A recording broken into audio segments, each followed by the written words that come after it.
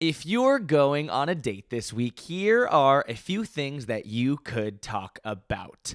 Welcome back to my show, If You're Going on a Date This Week, where I talk about everything going on in terms of movies, music, TV shows, pop culture, entertainment, anything going on in the world that you could talk about on your date. It's a great way to get conversation starters, things to talk about, topics, things you could bring up when there's a lull, where there's a lack of conversation, where you could just be like, hey, did you see this? Hey, did you hear about this? Hey, I was watching this. I was wondering if you also watch this. What TV shows do you watch? What movies do you watch? Like, just a great way to start a conversation, which is one of the most nerve-wracking things about going on a date. You can also use these as conversation starters with your coworkers, with your friends, girlfriend, boyfriend, family, whoever you want to talk to, really, anybody. Let's get into it. It was a very big weekend in terms of pop culture and this podcast in general, because the first story is that Taylor and Travis Kelce got married over the weekend. The wedding took place at Madison Square Garden, as the rumors said. The rumors were true. They got married at Madison Square Garden. Around like Thursday, it came out on like GMA and a couple other sources that the wedding was in fact happening at MSG. They said that like some events of the wedding were happening and people were like, see, told you, it's not happening. It happened at MSG. It fully did.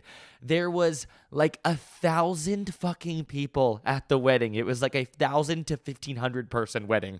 Everybody was at the wedding. It seriously was like the event of the decade.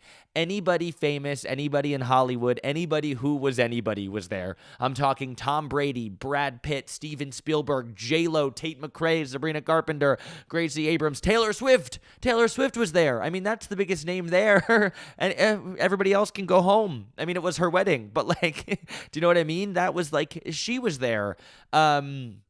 Everybody else comes second. Travis Kelce was also there. He was at the wedding of Travis Kelce and Taylor Swift.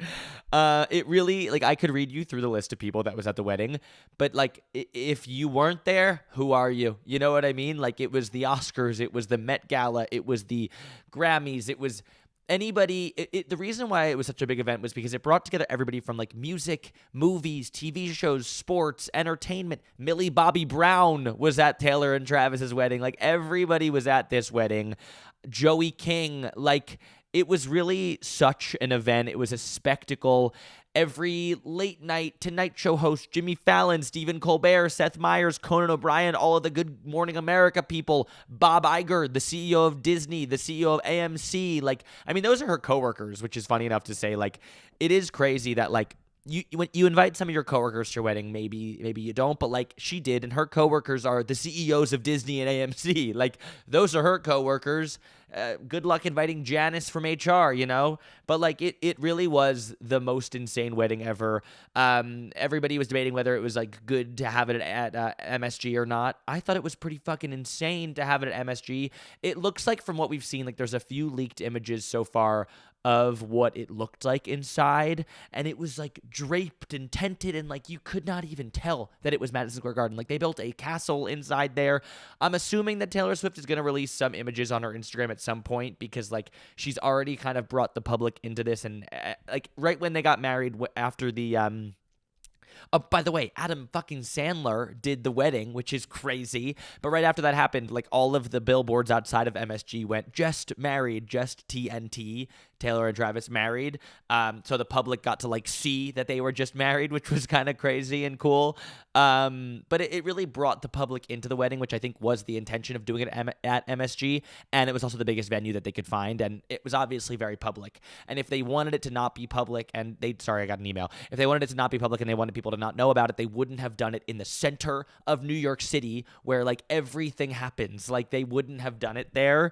And they did, because they wanted people to be involved. They wanted people to see it. They wanted people to talk about it, and they wanted people to be a part of it. And they did that in, I think, a pretty cool way, by having it in the literal center of the biggest city in the country, New York City. Is it the biggest city? I don't know. Whatever. One of the biggest cities in the country. Stevie Nicks performed. Who else performed? Fucking Paul McCartney performed. Apparently, there was like a bunch of karaoke after. Sabrina Carpenter, Kesha, Taylor and Kesha sang TikTok and Your Love Is My Drug. A bunch of like the singers that were there, the Chainsmokers got up and did something. Like everybody like got up and performed.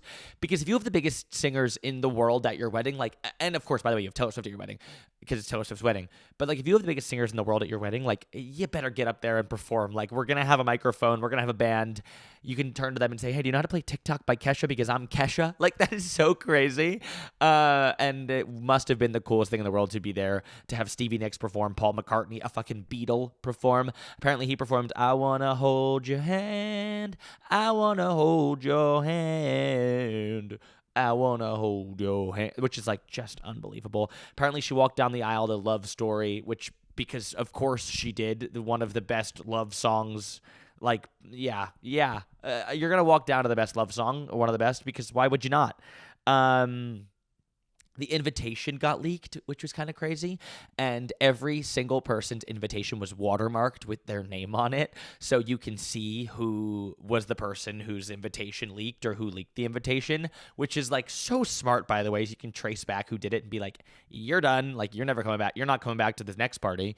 But the invitation was like a painted thing. Apparently they like raffled off a car and a purse and a bunch of purses and Cartier watches and stuff. I don't know why they did a raffle. Like that sounds a little crazy. But from what we've seen so far, it looks like it was unbelievable. There were like pictures of Travis Kelce and Taylor Swift all throughout. And apparently they have a dog. Like there's just all these little things people are finding, because there's not that much to see, but with whatever comes out. I just saw one of the radio hosts that she was on, who she went last year when she was promoting her album. She was like, you'll be there, so you'll know. And he was like, you're telling me I'm coming to the wedding? And she was like, yeah, like you're coming, everyone's coming, Graham Norton, you're coming. He posted a video of his car like driving through all of the tents, and he was like, it looks like a car wash, and it really did, to like get to the next thing, because like they didn't want guests to have to be seen by paparazzi and people, so they like drove from like tents to tents to tents to tents to get into MSG. It really was the craziest thing in the world. But people are like grabbing onto whatever they can find at this wedding, because it's so private and there's not that much out there yet. So whatever they see, like there's like a little like metal keychain I saw that everybody left with of like a kind of Taylor and Travis. It kind of looked like Travis holding Taylor at the Eras tour that everybody got. Everybody got a handkerchief that said something like, so it's going to be forever on it, like an embroidered handkerchief. So like they just gave out like the most premium shit ever. And it looked amazing from what we can see. Taylor Swift is married. That's crazy. The next story is that the Odyssey press tour has begun. The Odyssey, one of the biggest movies of the year, comes out next week. I'm really excited to see it. I'm going on Wednesday or Thursday to go see it. And the press tour has begun. Zendaya, Tom Holland, Anne Hathaway, Matt Damon, they're all out. It's going to be an amazing press tour. So far, crazy, and the interviews are great, and I'm really getting very excited for the movie. I'm getting really like hyped up for it. Spider-Man, Tom Holland and Zendaya are both on press tours for the Odyssey and Spider-Man at the same time, which is so crazy. Like, whoever is managing their schedules, bless up, good luck. I don't even know how you're doing it. I don't know how anybody's handling any of that. They're probably the busiest people on the planet right now. And I can't even imagine being, I don't know, like just in their orbit right now, just being like, hey, like, do you want to take a nap? Because you can't, because you have to go to the next press tour and the next interview and the next thing and the next thing. I just don't know how they're managing it and like staying sane throughout all of this. But being a part of two of the biggest movies of the year, Spider-Man Brand New Day and The Odyssey, and being married has to be the coolest thing ever. So shout out to Tom Holland and Zendaya. You guys are living the best life ever. Michael Rubin's white party took place over this weekend. It always happens on 4th of July, and he said that he wanted to move it up so guests could go to two of the big events happening, because like Jay-Z was there, a couple other people that like went to both of the events, I'm assuming. Alex Earl was at the white party. Just like a lot of like big celebrities. A lot of the Knicks were there. Alicia Keys performed. It looks like a really crazy party. Having a white party after all of like the white party stuff like is really crazy. Like maybe they should like change it to like pink party or something. I think it's time to change that. Noah Kahan is headlining Fenway for 4 nights starting tonight. He has 4 sold-out shows at Fenway, which is literally like his dream come true. And it is so unbelievable that he's doing 4 nights there. Last tour, the 6-season tour, he did 1 night at Fenway, I believe. Maybe it was 2, but I think it was 1 night at Fenway. And his entire documentary basically led up to Fenway because it was like literally his entire dream was to be able to headline Fenway. Now that he's doing 4 nights there, like, it is unbelievable. Getting to watch the documentary, the behind the scenes of like the lead up and then like the come down after Fenway, because that literally was his dream. And like getting to see him live out his dream again and again, 4 nights in a row, sold out Fenway. Like, whoever is going to that show, you're going to have the greatest time in the world. Please cheer as loud as possible. I'm so jealous of everybody going. They're going to be the best shows ever. I can't wait to see the videos online. I can't wait to see everything that comes out of it. The firework displays at the end, who he brings out, what people he brings out to sing with him. He always makes those shows really special. And they're not only special for the people that are there, they're special for everybody that gets to be a fan of his. And I think that's why it's so cool, because like everybody is so invested in his journey and who he is and what he does and how his dreams have come true over the past 5 years. He tweeted today, he tweeted this, I want to find it. He said, "A lot has changed in my life, but I still get the same goosebumps." This is Noah Kahan, by the way. He tweeted, "A lot has changed in my life, but I still get the same goosebumps when I see a line for my show or my name on the marquee. I walked around alone in the city at Berkeley's singer-songwriter 2-week camp and manifested so fucking hard and so hopelessly for this shit." And it is just so true. Like, your dreams can come true if you just keep at it, if you just believe in yourself. And like, I'm like preaching to whoever's listening right now, but I think Noah Kahan is like a walking, talking billboard for that dream coming true. And it's so cool to see that his dreams are continuing to come true, and he's doing 4 nights at Fenway. I can't wait to see all the videos. Belmont Cameli of Off Campus, Garrett Graham, is going on Jake Shane's podcast tomorrow, which is awesome. And I think it's been predicted for a long time he was going to go on. Belmont has followed Jake on Instagram and has been commenting on his stuff for a little while. And I can't wait to watch that. It's so awesome that the Off Campus hype continues to live on. Like, they're filming season 2 of Off Campus right now, and yet the hype from season 1 like has not gone anywhere. It's now probably been like 2 to 3 months since the show premiered, and it feels like the hype, the excitement, like the fan base, the audience is not going anywhere. And the fact that they're releasing this episode like in the midst of filming season 2, like they're just continuing to keep the hype going. Like, that feels like a part of the I don't know, just it feels like a part of the hype train, and it didn't release earlier. It released like a little bit after the hype, but it's still all there. Like, everybody is still so excited about this show and the cast members and everything. They all have a bajillion followers on Instagram now. Ella, who plays Wellesley, was at like one of the big fashion shows this past weekend. Belmont has like 7 million followers on Instagram now. Like, they're all just like massive stars. One of the guys, Josh, was just in Somber's new music video for his song My Body Isn't Ready, which is amazing, by the way. I really love Somber. I think his music is amazing. I think what he's doing is so cool right now. But yeah, I can't wait to watch Belmont on this podcast. I feel like the off-campus hype is going nowhere, and it will just get bigger and bigger with time.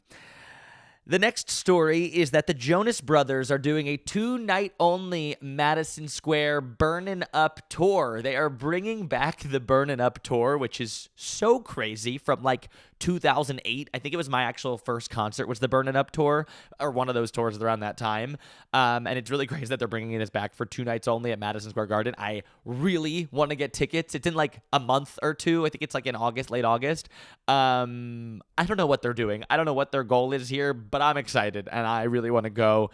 Their concert, I will be honest with you, was so fucking good. It was seriously one of the best shows I've seen in a minute. Like, the crowd went wild for every single song, and most importantly, they played the hits. Like, they played to the audience. They really wanted their audience to, like, it was kind of like Nostalgia Con. Like, they really wanted the audience to get to experience that, to sing their hearts out, to get to hear every single one of the songs they loved, and they really did that to the best of their ability. Like, it was the Jonas Eras tour, and they did an amazing job, like, catering to the fans, playing to the audience, knowing what the fans want to hear and giving them just that. Like, they are so good at that, and I really want to see this tour. I really want to go. Love Island is entering its final week, which feels insane. And also, I'm very happy for it at the same time because it's been a wild ride. It's been draining. It has been exhausting. These people are exhausting. Jen, who I love, just got voted out. Caleb, who I love, just got voted out. Like, who's left? Just the crazies? Melanie, who I love. I really do love Melanie. But like, beside that, like, I'm ready for it to be over. I really am. I'm exhausted. I'm tired. I want to go back to my life. I want my life back, Love Island. Give me my life back. Okay, so we're entering the last week. I will keep you updated on my thoughts and everything. I have to catch up. I'm behind like an episode, but I will be catching up. I absolutely will. That is the episode. Thank you for listening. I hope you have a great date if you're going on a date this week, and I hope I gave you some conversation topics and some conversation starters. And if I didn't, I hope you enjoyed the episode and me talking about nonsense and pop culture and movies and TV shows, everything going on in the world. Have a great date, and I will see you on Thursday. See ya.